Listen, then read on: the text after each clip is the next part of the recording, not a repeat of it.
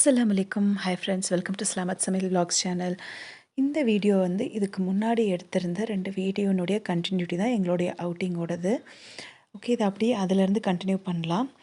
இந்த மூங்கில் மரம் வந்து எங்கள் வீட்டினுடைய சைடில் நாங்கள் வச்சுருக்கிறது. எப்படி இதுக்கு வந்து ஒரு 15 வயசாவது இருக்கும் இந்த மரத்துக்கு. ரொம்ப நல்லாயிருக்கும். இப்போ இது வந்து சம்மருங்கிறதுனால எப்படி இருக்குது, இதுவே வந்து ஆகஸ்ட்டு இந்த டைம்லலாம் பார்த்திங்கன்னா, நல்ல பேம்போ ஷூட் நிறைய வந்திருக்கும். நிறைய பச்சை பசேல்னு சூப்பராக இருக்கும். அந்த பேம்போ ஷூட் வச்சு நாங்கள் சமைச்சும் சாப்பிடுவோம். அந்த ரெசிபி கூட நம்ம சலாமத் சமையல் சேனலில் நான் ஆல்ரெடி அப்லோட் பண்ணியிருக்கேன். ரொம்பவும் நல்லாயிருக்கும். இப்போ இன்றைக்கி வந்து என்ன அப்படின்னா, நிறைய வந்து புதராயிப்போச்சு. நிறைய வந்து களை வந்து நிறைய வந்துருச்சு நிலத்தில். அதனால் அதை ஓட்டுறதுக்காக இன்றைக்கி டிராக்டர் வந்திருக்கு. வண்டி வந்து ஓட்டுறதுக்காக, அதாவது உழுகிறதுக்காக. அது வந்து ஓட்டுறது அப்படின்னு சொல்லலாம். இன்றைக்கி அது வந்து உழுதுட்டு அந்த இடத்துல வேறு எதுவும் இப்போதைக்கு விதைக்க போகிறதில்ல. மழை வந்ததுக்கப்புறம் தான். ஜஸ்ட் இங்கே மாங்கன்று, தென்னங்கன்னெல்லாம் இருக்குது. இன்னும் நிறைய மரங்கள்லாம் இருக்குது. அதை சுற்றி வந்து நிறைய களை வளர்ந்துட்டதுனால அதை ஓட்டுறதுக்காக இது ஓட்டும்போது பார்த்திங்கன்னா, ரொம்பவும் ஈரப்பதம் இருந்தாலும், மண் சொத சொதன்னு ஈரம் இருந்தாலும் ஓட்ட முடியாது. அதே நேரத்தில் ரொம்ப காஞ்சிருந்தாலும் ஓட்ட முடியாது. ஸோ கரெக்டான ஈரப்பதம் இருந்தால் மட்டும்தான் ஓட்ட முடியும். அல்ஹம்துலில்லாஹ் நாங்கள் போகிறதுக்கு ஒரு 2 நாள் முன்னாடி தான் நல்ல மழை பெஞ்சிருந்தது. அதனால் ஈரப்பதம் கரெக்டாக இருந்ததுனால, சரி ஓட்டிடலாம் அப்படின்னு சொல்லி ஓட்டிட்டோம். இதுக்கு முன்னாடி பார்த்திங்கன்னா இப்படி தான் இருந்தது. ஓட்டுனதுக்கப்புறம் எப்படி இருக்குங்கிறதையும் நான் காட்டுறேன். இப்போ நான் எங்கே போயிட்டுருக்கேன் அப்படின்னா, எனக்கு பிரேக்ஃபாஸ்ட்டுக்கு எல்லாருக்கும் பூரி, மசாலா செஞ்சுட்டேன். பட் எனக்கு அது சாப்பிடணும்னு தோணல. காலையிலேயே நான் வேறு ஒரு பிளான் பண்ணிட்டேன். என்ன அப்படின்னா, இங்கே வந்து நிறைய சுண்டக்காய் மரம் இருக்குது. அதை பார்த்தோன்னே எனக்கு ரொம்ப ஆசையாக போச்சு. இங்கே மேலே வந்து ஒரு 2, 3 சுண்டக்காய் செடி இருக்கும். கீழே வந்து மரமே இருக்கும். நான் கீழே போய் பறிக்கல. வண்டி அங்கே ஓட்டிகிட்ருக்காங்க. ஸோ ஹஸ்பண்ட் தான் அப்புறம் பறித்து கொண்டு வந்து கொடுத்தாங்க. நான் இங்கே மேலே இருக்கிறது மட்டும் பறிச்சுக்கலாம் அப்படின்னு சொல்லி, இங்கே வந்து ஒரு 2, 3 மரத்தில் மட்டும் சின்ன சின்ன செடி தான் இது. இதிலேருந்து மட்டும் பறிச்சுக்கிட்டேன். இது வந்து பார்த்திங்கன்னா கொஞ்சம் காஞ்சு போச்சு. இது காஞ்சிட்டதுனால நல்லா இருக்கிற செடியில் மட்டும் பறிச்சுக்கிட்டேன் நான்.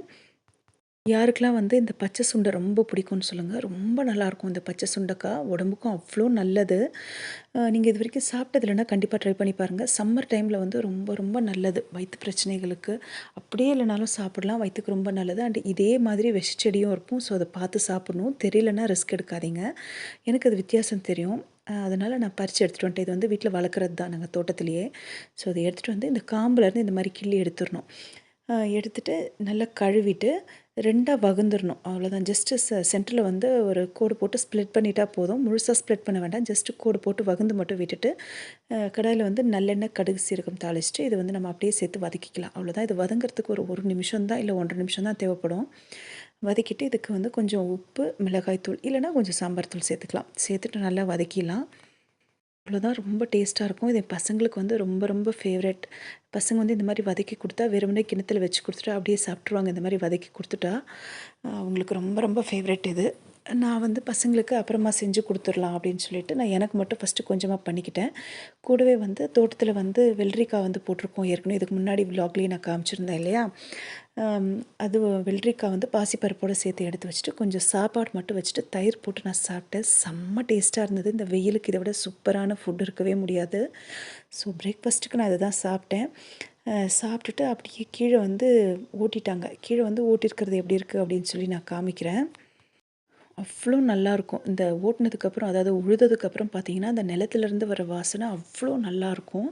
யாருக்கெல்லாம் அந்த மண் வாசனை பிடிக்கும் அப்படிங்கிறத எனக்கு கூட ஷேர் பண்ணுங்கள் கமெண்ட்டில். யாருக்கெல்லாம் பிடிக்கும்னு சொல்லுங்கள். அந்த மண் வாசனை கூடவே அந்த பச்சை செடிகளோட வாசனை, மண்ணில் இருக்கிற ஈரப்பதத்தோடைய வாசனை வந்து அவ்வளோ நல்லாயிருக்கும். அங்கேயே கொஞ்ச நேரம் நான் அப்படியே உட்காந்துட்டேன். மரத்தடியில் அப்படியே உட்காந்துட்டேன். அவ்வளோ நல்லாயிருக்கும் இந்த வாசனை. இங்கே பெரிய வேப்ப மரம் ஒன்று இருக்குது. நான் அதுக்கு கீழேயே கொஞ்ச நேரம் அப்படியே உட்காந்துட்டேன். செம்மையான ஒரு என்ன சொல்கிறது, ஒரு சில்னஸ்ஸாக ஒரு அந்த மண் வாசனை அவ்வளோ நல்லா இருந்தது. இப்போ ஓட்டுனதுக்கப்புறம் பார்த்திங்கன்னா இப்படி தான் இருக்குது.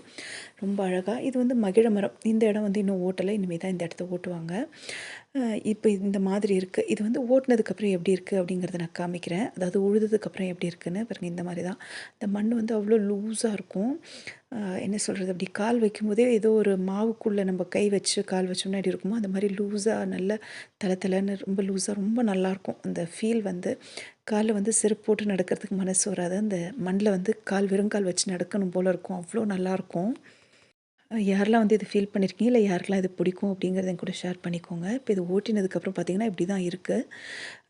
மத்தியானமே ஆயிப்போச்சு. ஸோ ரொம்ப மெதுவா தான் ஓட்டுவாங்க.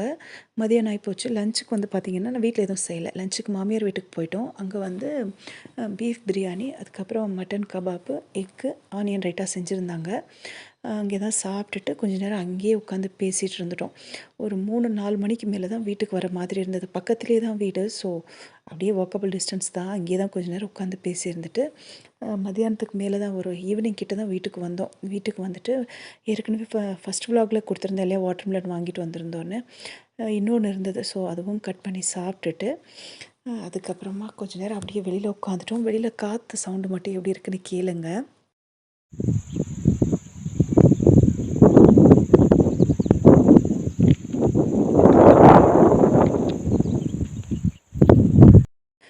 அடுத்தது வந்து பார்த்திங்கன்னா, வரும்போதே நாங்கள் ஸ்வீட் கார்ன் வாங்கிட்டு வந்திருந்தோம். சோளம் கிடைக்கல, அதனால ஸ்வீட் கார்ன் வாங்கிட்டு வந்திருந்தோம். அதுவும் வெளியிலேயே உட்காந்து சுட்டு எல்லாருமே சாப்பிட்டுட்டு, ஹஸ்பண்ட்க்கும் டீ போட்டு குடுத்துட்டு, குடிச்சிட்டு கொஞ்ச நேரம் வெளியிலேயே உட்காந்து பேசிட்டு இருந்துட்டோம். டின்னருக்கு எதுவும் சமைக்கிற வேலை இல்ல. ஸோ பிரியாணியே தான். இதுக்கு முன்னாடி விலாகில வந்து வெள்ளரிக்காய் தோட்டம் வந்து காமிச்சேன் இல்லையா, அதாவது கொடி, அது வந்து வைக்கிறதுக்கு முன்னே எப்படி இருந்தது சின்ன சின்னதாக, அதாவது வைக்கும்போது எப்படி இருந்தது அப்படிங்கிறது தான் இந்த கிளிப்பிங்ஸு. ரொம்ப குட்டி குட்டியாக அழகாக இருக்கும். ஆனால் திரும்பி பார்க்குறதுக்குள்ள ரொம்ப ஸ்பீடாக வளர்ந்துரும். ரொம்ப சீக்கிரமான வளர்ச்சி இருக்கும். இந்த இயற்கை கொடுக்கக்கூடிய நிம்மதியும் சந்தோஷமும் வந்து எவ்வளோ பணம் கொடுத்தாலும் வாங்க முடியாது. அவ்வளோ நிம்மதியாகவும் சந்தோஷமாகவும் இருக்கும் எங்களுக்கு இங்கே வரும்போது. ஓகே, இந்த விலாக் நான் வந்து இந்த இடத்துலையே முடிச்சுக்கிறேன். இதுக்கு அடுத்த விலாக் வந்து நாங்கள் எங்கள் வீட்டுக்கு அங்கே போனதுக்கப்புறம் எப்படி இருந்தது, என்னென்ன செஞ்சேன் அப்படிங்கிறத நான் கண்டினியூ பண்ணுறேன். இது உங்களுக்கு பிடிச்சிருக்கா அப்படிங்கிறத என் கூட கமெண்ட்டில் ஷேர் பண்ணுங்கள். பிடிச்சிருக்குன்னா ஒரு லைக் கொடுத்துட்டு கூடவே சப்ஸ்கிரைபும் பண்ணி உங்களோட சப்போர்ட் எனக்கு கொடுங்க. இன்னும் அடுத்தடுத்து இன்ட்ரெஸ்டிங்கான விலாக்ஸ் நிறைய நான் கொடுக்குறேன். வீடியோ ஃபுல்லாக பார்த்தவங்களுக்கு ரொம்ப ரொம்ப தேங்க்ஸ்.